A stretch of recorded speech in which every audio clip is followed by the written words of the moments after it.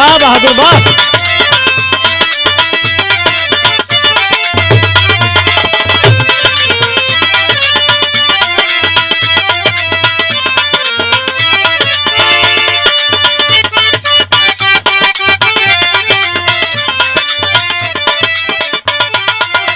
Master गीत बजावत हो जट्टू भाई।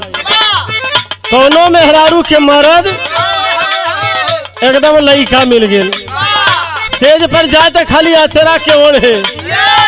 मौगी परेशान हो गईली, अपने माई यहाँ फोन लगा के कहतिया का कहतिया हो,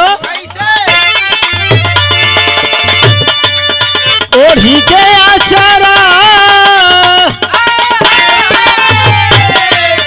ओढ़ी के अचरा जवानी करे कचरा अभी बचा बा।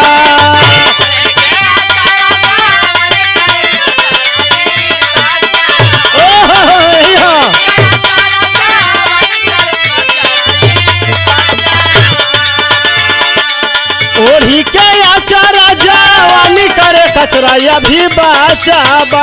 मेरे हाली से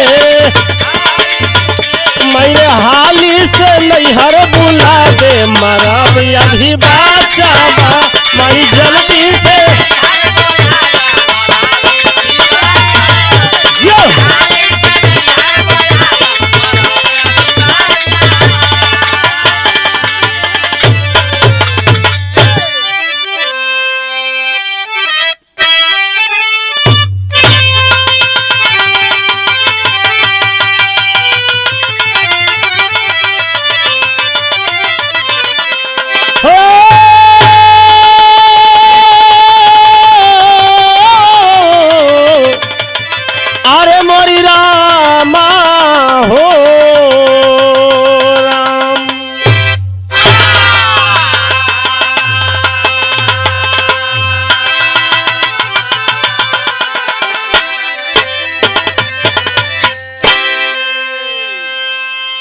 अच्छा बाबूजी, हम गायक कलाकार बृजनंदन लाल यादव पूरे पार्टी की ओर से तमाम सुनने वाले श्रोता बंधुओं को हार्दिक अभिनंदन वंदन स्वागत करता हूं। आज शिव शक्ति म्यूजिक वर्ल्ड के द्वारा आप सबके बीच में एक बिरहा प्रस्तुत करता हूं, भेज रहा हूं। अच्छा लगे तो लाइक कीजिएगा, सब्सक्राइब कीजिएगा। कुछ गलती हो तो कमेंट करके हमें जरूर समझाइएगा। 4 लाइन भूमिका में कवि जी लिखन का लिखन लाल।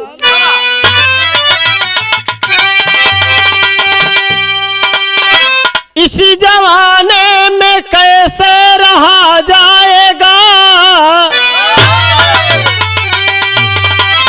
कौन किस पर भरोसा अरे कर पाएगा। आज दौलत के लालच में इंसान बिक गया, चमन बिक गया और वतन बिक गया। आज बिटिया मतारी की कफन बिक गया, चंद रुपयों के खातिर अरे ईमान बिक गया। कैसे सुरक्षित रहेगी बिटिया मतारी,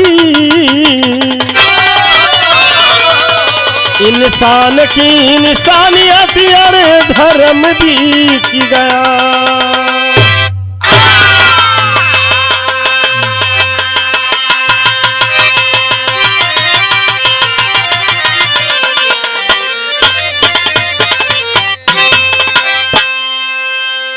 ए बाबूजी, चंद रुपयों के खातिर लोग का ईमान बिक जा रहा है।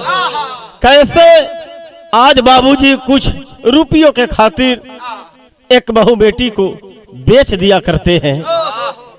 गजल के लाइन है मास्टर, कैसे है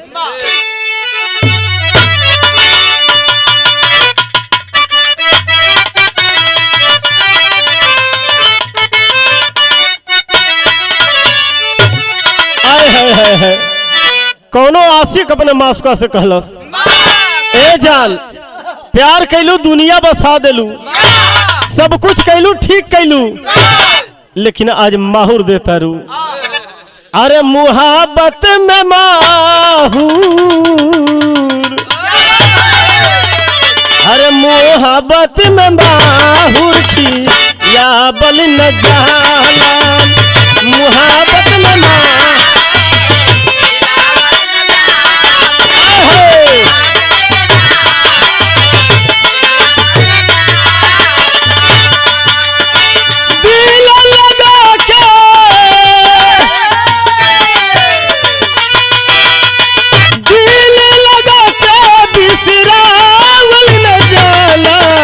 मोहब्बत में माहूर की यहाँ बल न जाला।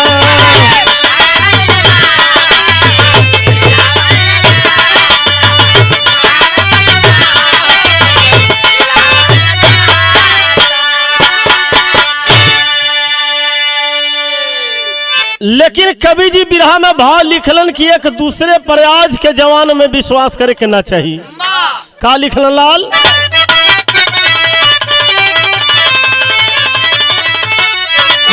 अरे भरोसा कौन दूसरा पर,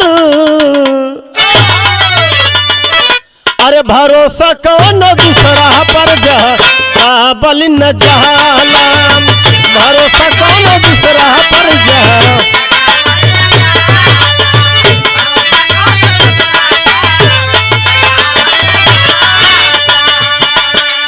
भरोसा कौन दूसरा पर जा बल न जाला, अरे सच सच बात के बहम कहा बल में जाला, सच सच बात के बहम।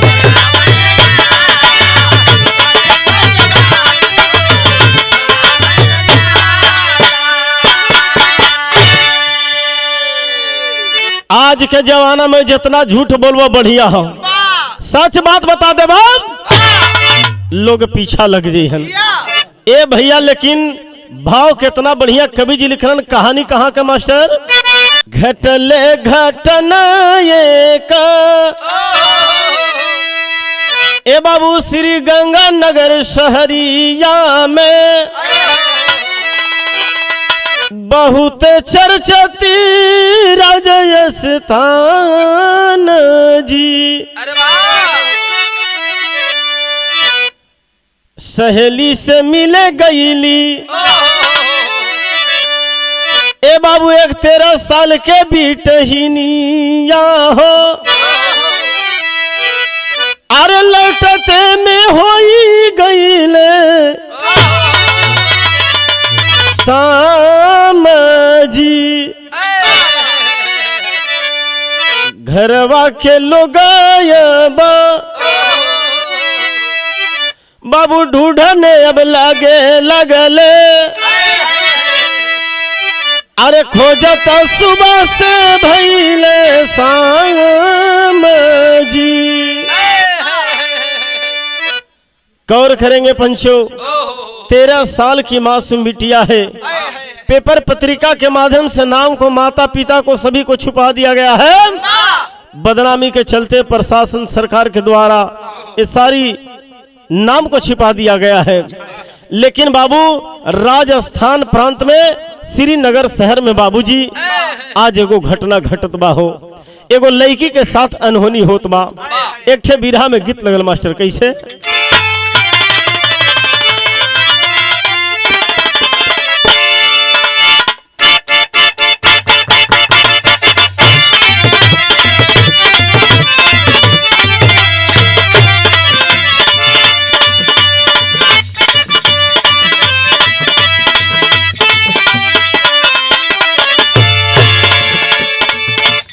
कौनो मेहरारू अपने मर्द से कहे जेटू भाई दिल्ली पटना काहे के जइबा?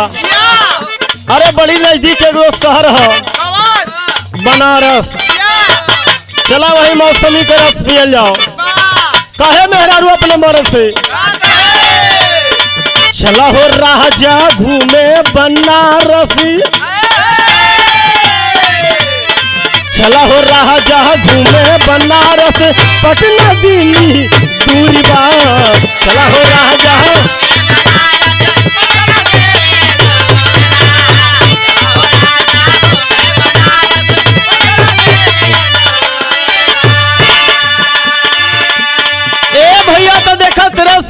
बिटिया माई समझावत बा, बाबू समझावत रे बेटी रे आज कहाँ जाए के हो। माई हमके श्रीनगर जाए के अपना सहेली के बर्थडे में। अच्छा तो माई समझावत बा कि देखा दुनियादारी के देख के चले के हिसाब से बेटी, हमनी बड़ी गरीब आदमी है और सही से अगर जो घरवा चले बू बेटी तो हमारे पगड़ी के बदनामी न होई। कहत रे बाबूजी समझावत रे का बाबू माई बिटिया के समझावे,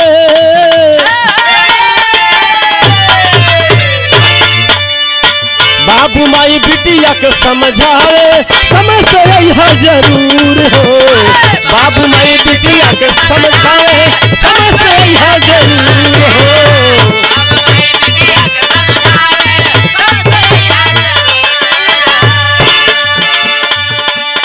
बेटी रे जवाने के लोग खराब हुआ, समय से चले है ये बेटी। अरे घरवा में जाई के बेगा ले आई के दिहली थमाई,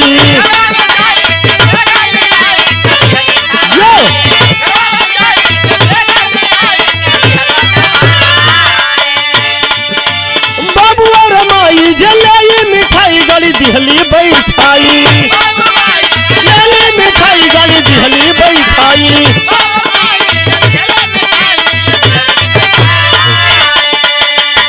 बाबू माई बिटिया के समझावे, बाबू माई बिटिया के समझावे, समय से आई जरूर है।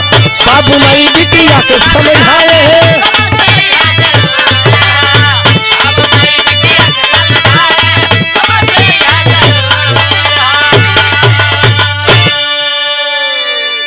बाबू माई अपने बिटिया के समझा करके घर में से बैग निकाल करके पूरे सामान बैग में पैक कर देती है।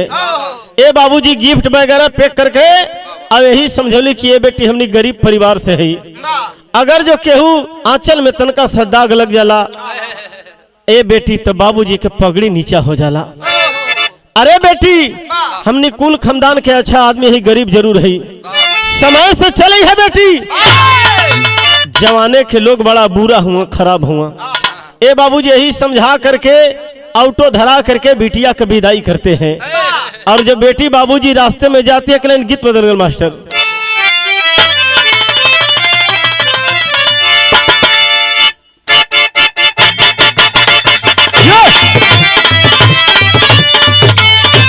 अरे बना रहा बना रहा।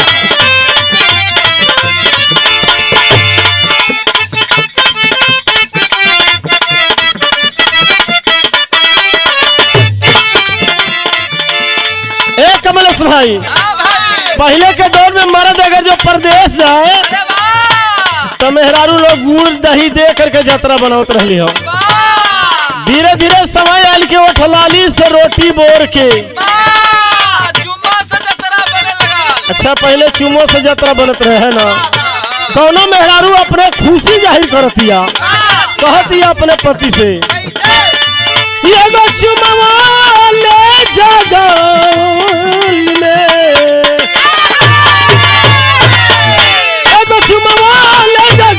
में संग दिल मोहल्ले जरुमाल में।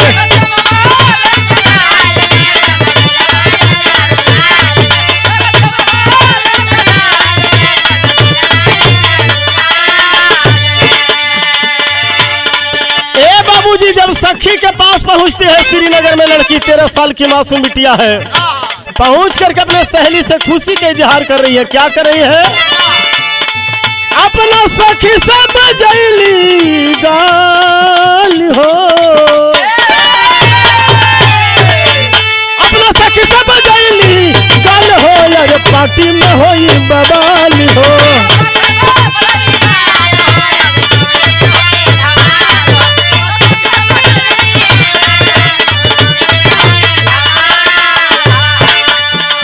ए सखी आज धूमधाम होई, पूरा नाचल गवल जाई। आज देखे वाला देखी हन पूरा दोनों सखी खुश बाड़ी। कह तरीका पूरा खुशिया में दिन वहाँ बीतत बा,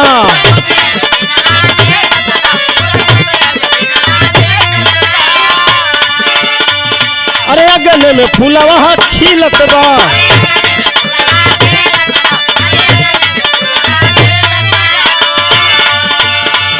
दोनों सहेली रहली खुशी हाल हो यार पार्टी में होई धमाल हो खुशी हाल हो यार पार्टी में होई।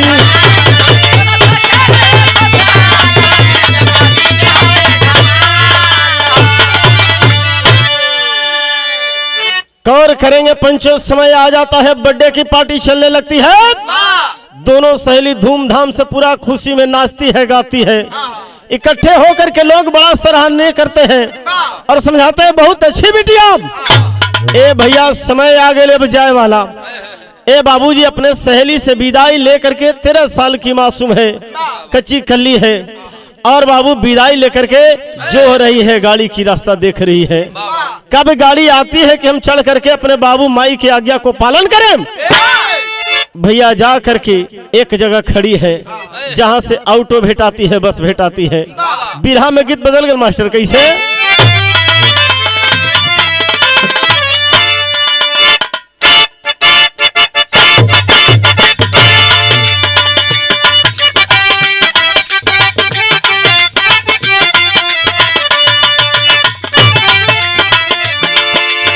पहले बहाली होते रहे कमलेश भाई पुलिस में, तो मेहरारू बड़ा चोन्हा के अपने मर्द के कहत रही हो कि जात बड़ा पुलिस के बहालिया में।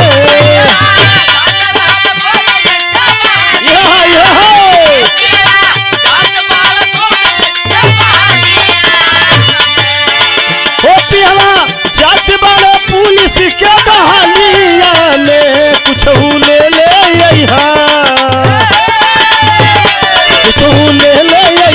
लाला की रुमालिया में कुछ ले ले।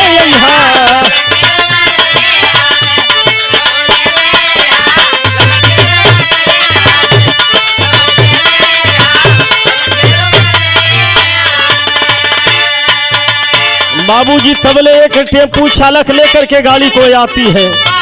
गाड़ी जब समन में देखती है लड़की रोकवाती है, हाथ देती है। हो तबले आई गई टेम्पू एक गाड़िया में।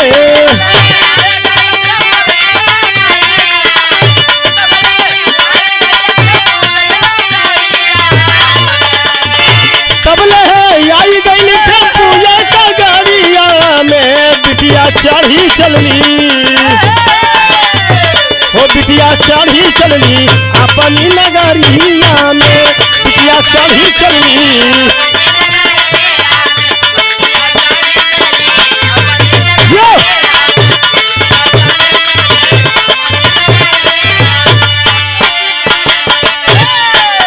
ए बाबूजी गौर करेंगे बाबूजी।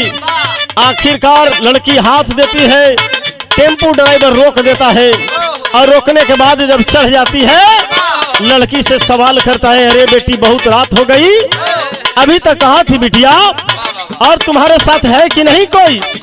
लड़की सच सच अपने दिल की बात बता देती है कि मैं सहेली के पार्टी में गई थी और मैं अकेली हूँ, जाना चाहती हूँ। आप मिल गए, अच्छे हैं चाचा जी, ले चलिए। ए बाबूजी टेम्पू ड्राइवर का नाम था राम सिंह। करता क्या है उसका दिमाग खलकता है, ईमान बदल जाता है। ए बाबूजी करता क्या है, बिछवे में गईले एक मोड़ भेटाई।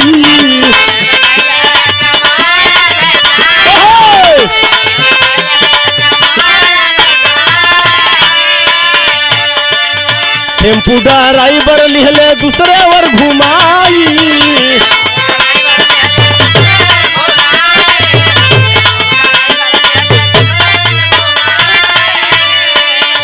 जैसी टेम्पू ड्राइवर दूसरे ओर घुमाता है उस समय लड़की कहती है, चाचा जी अरे हमें इधर जाना है, आप गलत रास्ते पर ले जा रहे हैं। लेकिन राम सिंह टेम्पू ड्राइवर समझाता है कि अरे बेटी कुछ सामान रखी हुई है, चलो कुछ ही दूर में उठा करके पुनः चलना ही ना है, क्या बात है, तू मेरी बेटी हो और मैं अपने बेटी के साथ झूठ बोलूंगा। ए बाबूजी बहला फुसला करके लेकर के कहा जाता है, चाचा काहे घुमाई दिहला गाड़िया ना।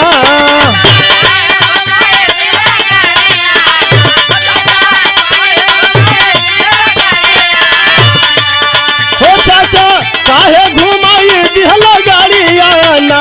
बिटिया चढ़ी चलनी बिटिया चढ़ी चलनी अपनी नगरिया ना, बिटिया चढ़ी चलनी।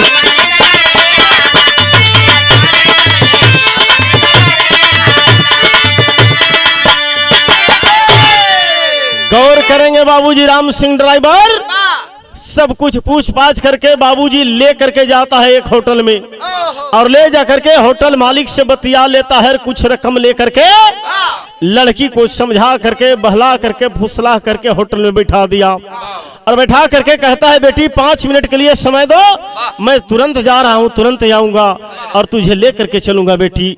ए बाबूजी रकम ले करके तो फरार हो गया। तबले होटल मालिक और मैनेजर मिल करके उस लड़की को समझाते हैं बेटी कुछ खा लो, अरे बबनी कुछ खा लो। ए बाबूजी आखिर खाती नहीं है, डर रही है, फिर भी शैतान मना करके बाबूजी खाने में नींद की गोली मिला देते हैं, और मिला करके जब देते हैं ए बाबूजी खाने लगती है, चक्कर आने लगती है, और जब चक्कर आने लगल हो बाबूजी कुछ ही होश बा कुछ बेहोश बाड़ी, लेकिन जैसे हथवा बाबूजी बदन पर रखली बिटिया रो रही है, कह रही है एक बात कह रही है, क्या कह रही है लाल? अरे मत छुबाए बाबू, मत छुबाए बाबू बिटिया के तनहवा के, मत छुबाए बाबू बिटिया के तनहवा के, बानी हम काली का चनार हो।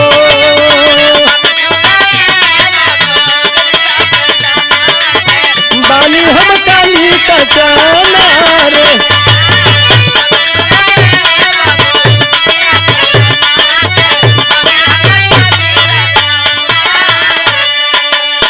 गौर करेंगे बाबू, 13 साल की लड़की है, मासूम है, रो रही है, कह रही साहब आपका उम्र 42 साल है, आप मेरे बाप दाखिल है, चाचा दाखिल है साहब, ये बिटिया के ऐसे कहे कर तो साहब। ए बाबूजी बार बार बदन को छू रहा है, रो रही है, कपड़ा हटाई लिहलस निरखे बदनवा के, कपड़ा हटाई लिहलस निरखे बदनवा के, हाथ जोड़ी बिटिया कली गोहार हो।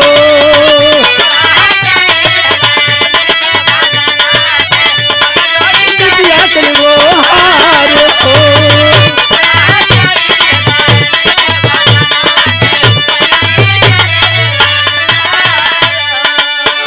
गौर करेंगे बाबूजी रो रही है, कह रही है साहेब आज हमारे धर्म के नाश कर दे बना साहेब, कल केकर मुँह दिखाई साहेब, माई बाबू पूछिए जोले सहेली आगे रही बड़ी से लोग आए रहलन साहेब, लोग पूछन कैसे मुँह दिखाई साहेब, छोड़ दे हमारे इज्जत के ऐसा है।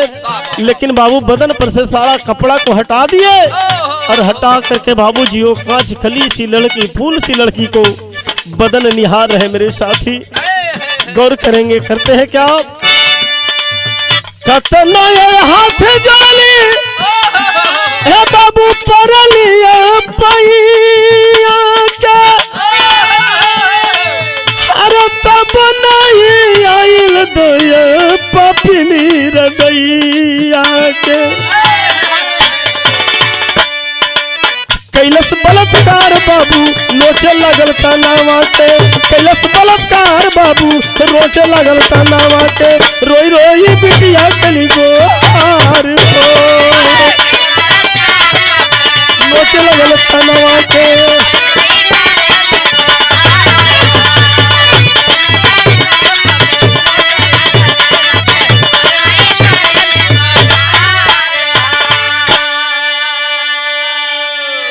गौर करेंगे हे बाबूजी, आखिरकार खमीने मानते नहीं है मेरे साथी, तन पर के वस्त्र उतार करके और दोनों मिल करके बारी बारी से बलात्कार करते हैं।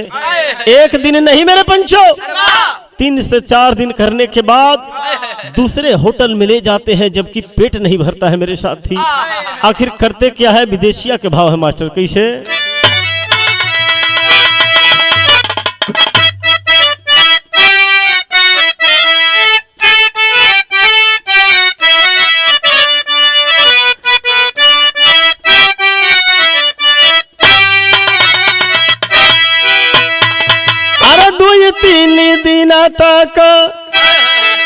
बलात्कार कैल पोपिया अरे तब ले दूसरे होटल ले गाइल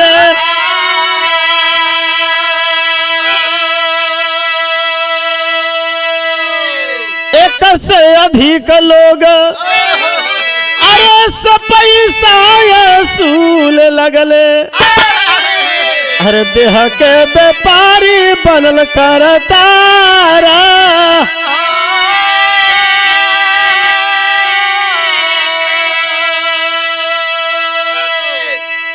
ए बाबूजी 4 दिन के बाद दूसरे होटल में ले जाते हैं और एक व्यक्ति को पैसा लेकर के रकम ले आन करके मेरे साथी और उस लड़की के साथ देह के व्यापारी बना देते हैं। पैसा वसूलते हैं, बारी बारी से सभी से बलात्कार करवा देते हैं। अरे 32 से 35 लोग बाबू बारी बारी बलात्कार कैले हरे लगल जे आखिया मुहनाया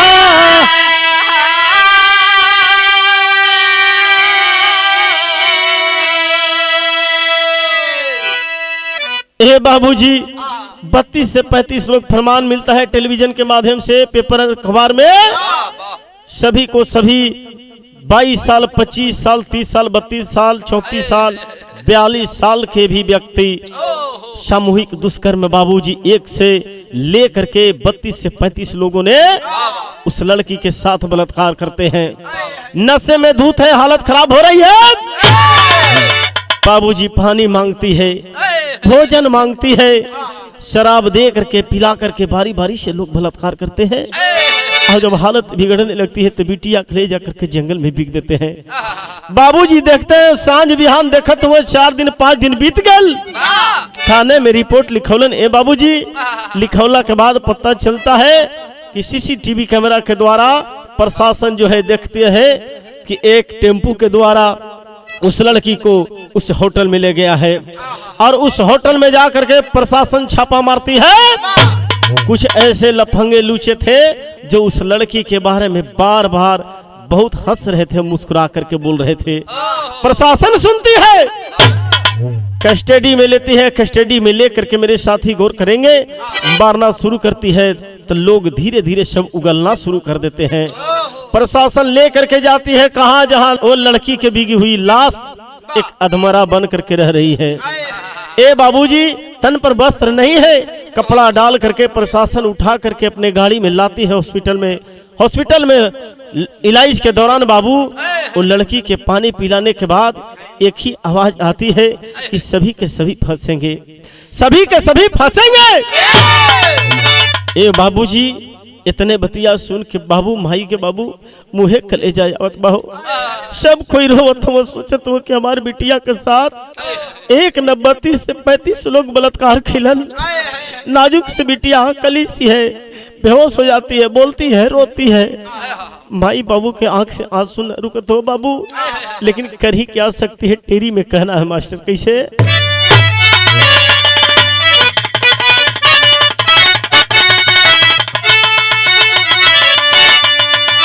ए बाबू मुहवा अब दिखाई में कैसे, लोगवा मजाली है हंसी है मर दुअरवा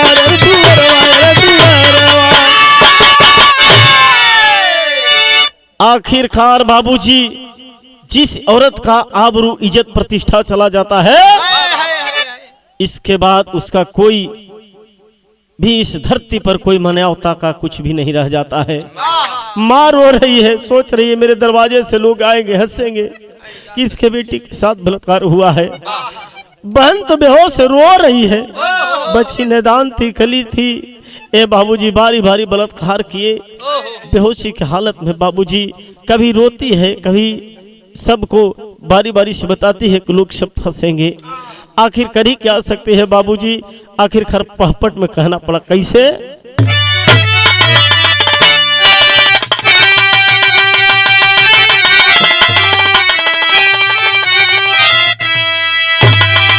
कैसे बची है बिटिया बहू के इज्जतिया हमारे बाबूजी, अरे जन्म दी है कौन बेटी के मतरिया हमरे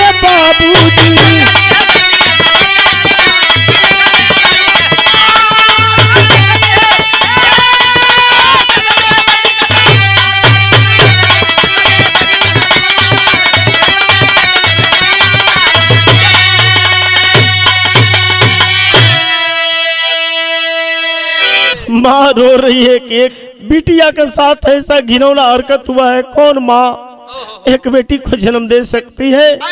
देख करके दुनिया में जितने भी लोग देख रहे हैं बाबू, आंख के आंसू नहीं रुक रहा है।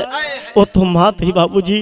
बाबूजी का सर में से गर्दन उठ नहीं रहा है। मेरे दोस्तों, कहना पड़ता है, अरे रोज रोज बिटिया के होता ए बाबूजी हत्या बलात्कार हो, रुक नहीं रहा है जुर्म कैसी, अरे निकम्मी सरकार हो।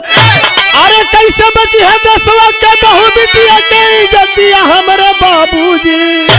अरे जन्म कौन दी है बिटिया के मातैया हमारे बाबूजी।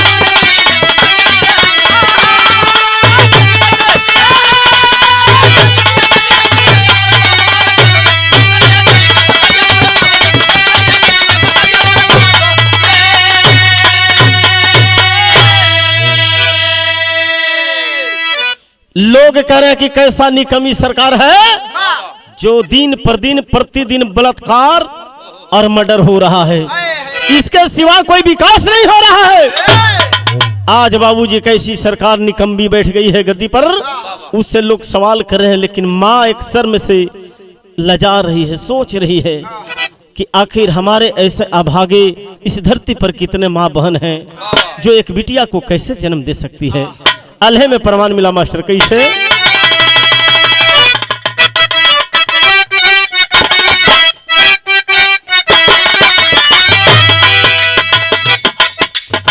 शर्म से पवित्र भइल भी हर के धरतिया भैया।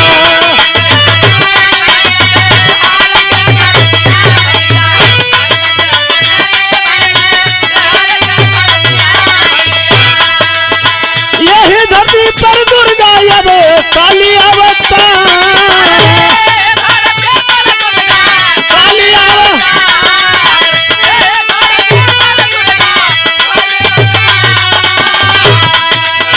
सहली अत्याचार एक दिन फूलन देवी और रतिया बाबू।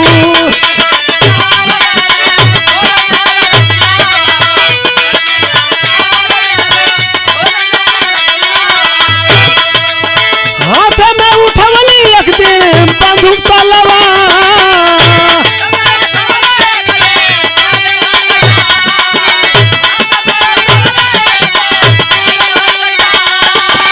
तेगा तलवार मिलल भारत के आजादिया बाबू,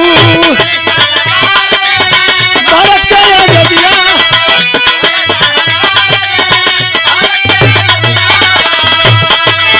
मीरा बाई दिहली एक दाल गर्दन है उतार,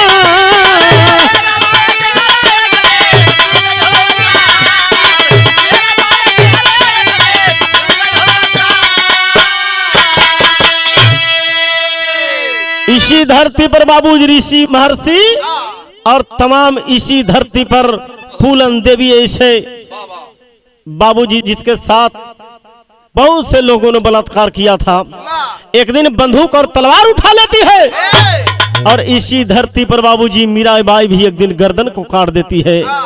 ए बाबूजी, जब बिटिया के बहन के रक्षा करे के है बाबूजी, तो दूसरा के सहारा लेवे के जरूरी ना हो। बिटिया बहन के खुद आगे आवे के चाहिए, सीखे के चाहिए कि जैसे फूलन देवी ने कितने जो कमीने थे, जो शोषण किए थे, बलात्कार किए थे, सभी को सीने में गोली मारी थी, गर्दन को उतार दी थी, उसी प्रकार से फूलन देवी बनना पड़ेगा। खड़ी में कहना है मास्टर, कैसे?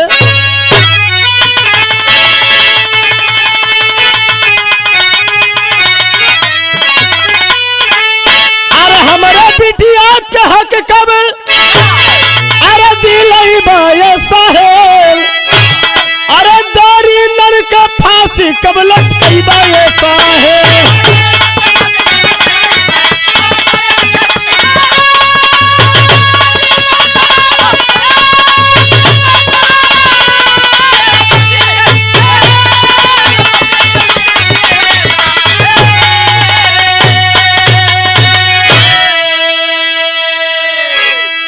माँ और बाबूजी यही कह रहे हैं कि हमारे साथ बिटिया को जो भी हुआ है, आज के बाद ऐसी बिटिया बहन को नहीं होनी चाहिए। आज जो दरिंदा हमारे बिटिया के साथ सामूहिक बलात्कार किए हैं, ए साहब सरकार से हाथ जोड़ के प्रार्थना है, विनती हम कि आप लोग कभी दरिंदर के फांसी पर लटके बा। अरे एक दूसरे के चिन्हे नाम, अरे बिटिया बहिन हो, अरे बढ़त बाटे पाप के दिन से राते दिन हो।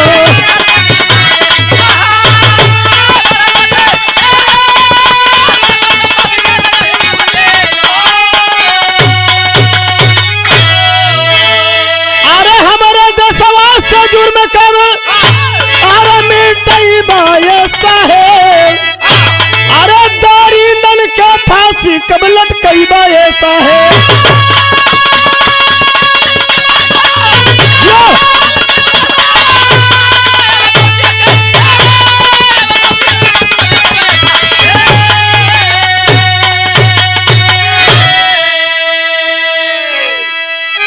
पूरे जनता राजस्थान के जितने भी श्रीनगर के रहने वाले थे, सभी ने एक बार आवाज उठाते हैं कि जो दरिंदा इसके साथ गलत व्यवहार किए हैं सभी को फांसी होनी चाहिए, अन्यथा पैसे के लालच में छोड़ना नहीं चाहिए।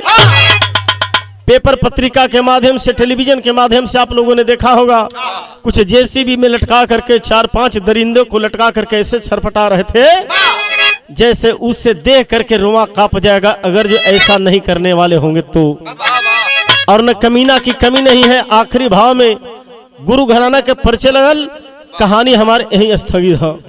कहना है का गुरु बिहारी पतुआ छेवर की है अब बलिहारी, गीत लिखे कवि भरत सिंह, अरे कलम की संहारी। ए भैया अरे मुहवा अब दिखैबा कैसे, यादो ब्रिज नंदन आंसू कतरो बहैबा हो, अब मुहवा अब देखैबा कैसे।